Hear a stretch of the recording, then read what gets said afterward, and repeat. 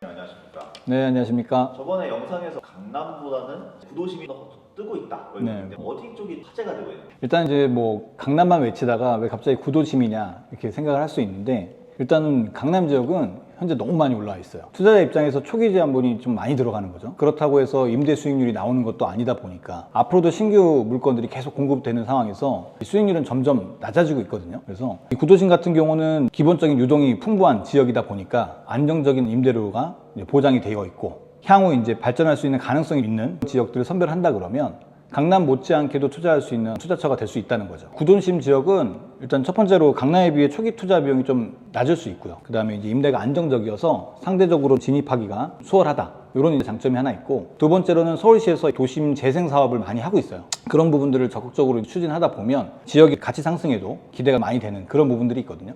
그 도심재생이라고 하면은 경복궁 근처에 왜 부지가 되게 크게 있었는데 지금 네. 공원으로 조성된 거 있잖아요. 그렇죠. 그런 걸 말씀하시는 네, 그런 거일 수도 있고요. 또 세운지구나 낙원상가, 우리 종로 가면 그런 거 많잖아요. 네, 그런데 이제 재생 사업을 계획하고 있기 때문에 그런 것들이 탈바꿈을 하게 되면 기존에 했던 강남보다도 훨씬 더 상권이 더 커질 수도 있죠. 구도심에는 그럼 어떤 건물들이 좀 화제일까요?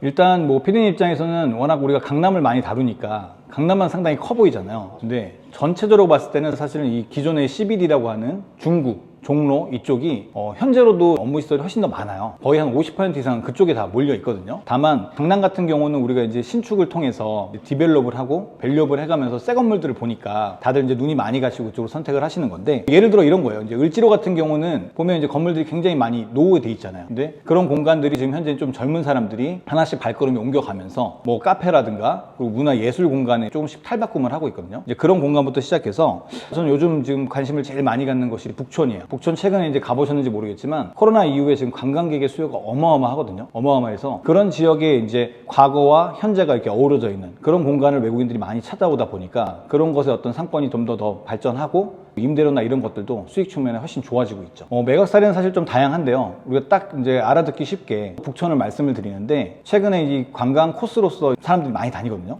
아모레퍼시픽 아시죠? 아모레퍼시픽의 그 브랜드인 설화수, 화장품 브랜드죠. 뷰티 브랜드 팝업스토어 뿐만 아니라 오설록이라고 또 이제 티를 파는 브랜드가 있어요. 그러니까 외국인들이 상당히 좋아할 만한 그런 요소들이 이 북촌 안에 있고, 아모레퍼시픽이 18년도부터 해서 또 20년도까지 계속적으로 지금 북촌에 투자를 하고 있거든요. 그리고 작년 같은 경우는 신세계에서도 이 자사 브랜드 까사의 그 팝업스토어를 만들면서 한 360평 규모의 그 부지를 매입한 게 있어요. 그래서 앞으로 이제 계속 그 대기업들이, 유통회사들이 이 북촌 지역, 특히나 이제 외국인들이 많이 모이는 이런 지역에 투자를 함으로써 주변의 상업적인 시설들이 많이 증가할 거라고 보여지거든요. 지금의 내수는 사실은 뭐 다들 힘들다고 하시잖아요. 근데 외국인들 입장에서는 전혀 힘들지 않아요. 지금 외국인들은 우리나라에 소비를 하러 상당히 많이 들어오기 때문에 같은 상권이라도 외국인 유입이 되느냐 안 되느냐에 따라서 저는 임대료부터 해서 지가 상승 모든 게 달라진다고 보거든요. 평일에 가보셨는지 모르겠어요. 저는 이제 일 때문에 그 근처에 이제 가본 적이 있었는데, 평일 오전 9시인데도 그곳에 가면 외국인들이 줄을 서고 있습니다. 그야말로 되는 곳은 되는 거죠. 앞으로 구도심의 전망 어떻게 보십니까? 북촌으로 생각해 보면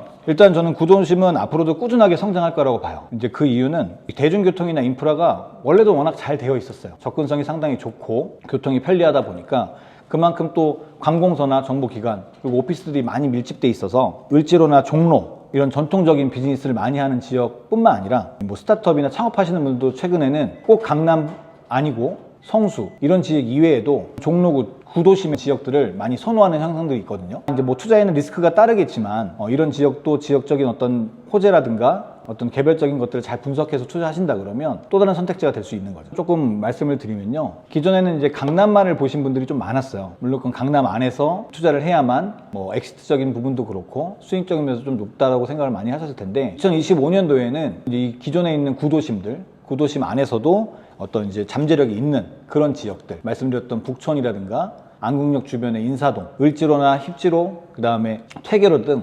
상업지이면서 그 이면에 좀 내재 가치가 좀 있는 그런 지역들의 물건들을 잘 검토해 보신다 그러면 강남 못지않는 수익률을 올릴 수 있다고 생각이 들고요. 초기 진입 비용이 아무래도 이제 강남보다는 좀 낮다는 장점이 있는 만큼 물건들을 잘 선별해 보시면 좋을 거라고 생각합니다. 한번 저희가 북촌을 한번. 네, 요즘 너무 좋아요.